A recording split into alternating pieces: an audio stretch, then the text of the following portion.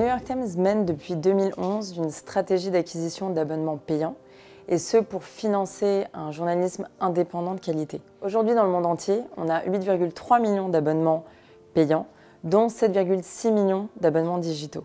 Et si on se focalise uniquement sur l'international, on a 1 million d'abonnements digitaux payants à l'international, c'est-à-dire hors US. Donc pour acquérir ces abonnés payants et surtout les fidéliser, il faut s'assurer d'avoir l'expérience la plus premium sur le site. Donc ça passe évidemment par un contenu éditorial premium. On a de moins en moins de formats publicitaires, mais beaucoup plus impactants. On a enlevé tous les formats pop-up intrusifs pour justement permettre à l'utilisateur d'avoir une expérience très agréable et thérapeutique au sein de notre site. Et ça, nos annonceurs luxe l'adorent aussi.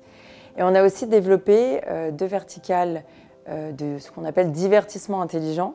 Donc c'est les games et le cooking, qui nous a permis aussi d'accroître notre base d'abonnements payants, puisqu'à chacune d'entre elles, elle génère entre 900 000 et 1 million d'abonnements payants chacune.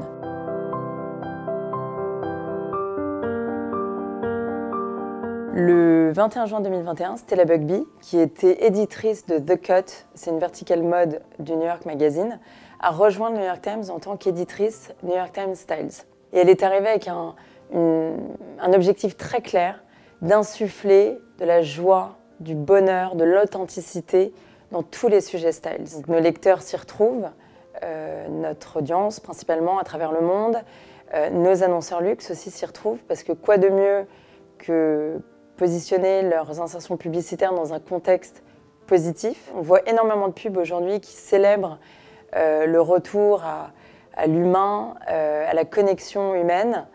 Et notamment, là j'ai pour exemple le plus récent le film de Cartier qui est sorti il y a 2 jours, Love is All, qui célèbre l'amour intemporel. Et ça fait vraiment du bien. Alors on a tous vécu, je pense, cette pandémie de manière très différente. Dans mon cas, et je pense que je ne suis pas la seule dans ce cas-là, le plus compliqué a été de jongler entre ma vie professionnelle et ma vie personnelle, avec des enfants en bas âge à la maison, confinés à la maison, en train de travailler.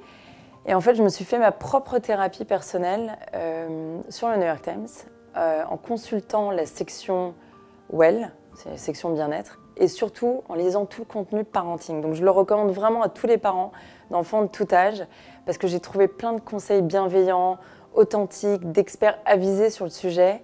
Et ça m'a permis de moins me sentir seule dans cette situation. Et ça aussi, je pense que c'est vraiment un luxe de nos jours.